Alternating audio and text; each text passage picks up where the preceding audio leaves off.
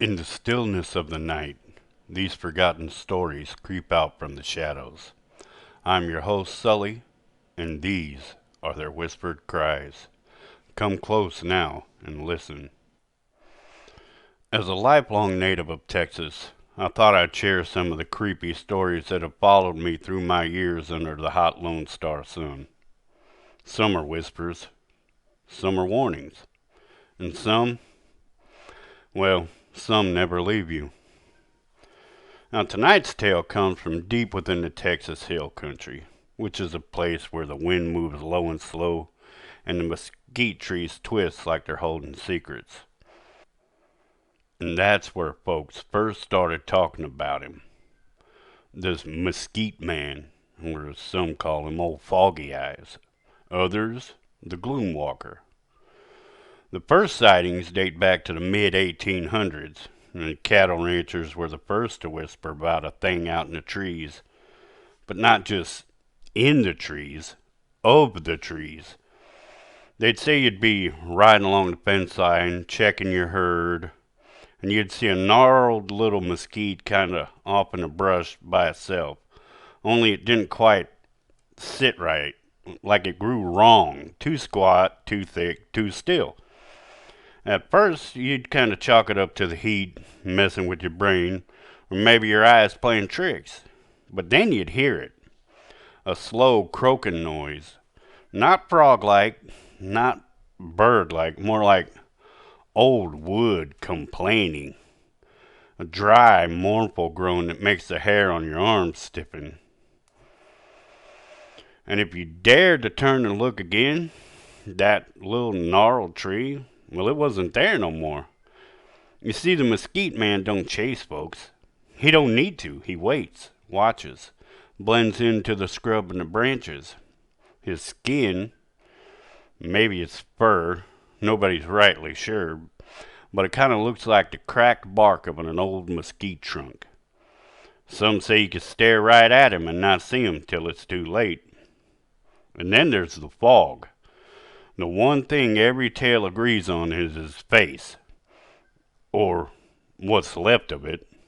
No eyes, just two hollows where they ought to be, and from 'em a pale fog rolls out, thick and cold, even in the dead of summer. That's how you know. That's how he marks his presence. Now, he's never been blamed for a death. No missing folks, no cattle torn up, no midnight screams. But there have been stories. Stories about folk who come back wrong, quiet, distant, as if the gloom walker took something that you can't see. Something you might not even know was gone until you tried to smile and realized you couldn't remember why you ever would. I had a buddy once, we'll call him Jesse. Grew up not far from where the mesquite meets the sky, one of those sleepy Texas towns where everybody knows your dog's name and your business. And Jesse's granddad, Earl, well, he was a wiry old man, the kind that looked like the wind might carry him away if he wasn't rooted in hard-earned grit. But there was something, I don't know, haunted about him, like a shadow just behind his eyes. And Jesse told me once that when he was about 12, he'd asked his granddad why he never went into the groves anymore. Said Earl just looked at him quiet for a spell and then poured himself 2 fingers of old number 7 before settling down into that creaky old rocker. He said, "Boy, I seen something out there that week. I was working a fence line, just me, the heat, and the mesquite. Nights were quiet, too quiet, as they were wont to be. Then one evening, right before sunset, I heard this sound, like wood groaning under its own age. At first I thought it was the wind, but it came again, louder and closer. Jesse said that his voice had dropped to a whisper by then, barely above the hum of the cicadas.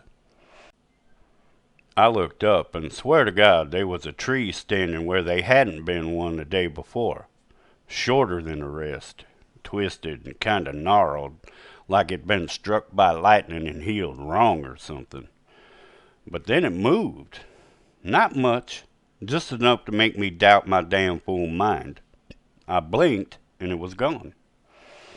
Next night I saw it again, a little closer, always when the sun was dying. Never moved when you looked directly at it, but it breathed, Jesse. I swear on your life it breathed.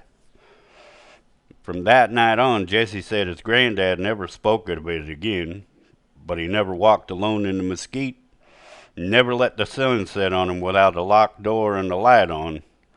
And if you ever tried to talk about it, he'd just mutter under his breath, "Old Foggy Eyes, he don't like to be remembered." My question, is it a spirit, a curse, just an old folk tale gone wild? Maybe, maybe not. But next time you're wandering past a stand of mesquite trees and you hear something groaning on the wind, maybe don't look too hard, because some trees ain't trees. Thank you for listening to the Whispered Cries. I'm Sully, and out here, the dark don't sleep. Stay close to the fire and keep your eyes open, just in case.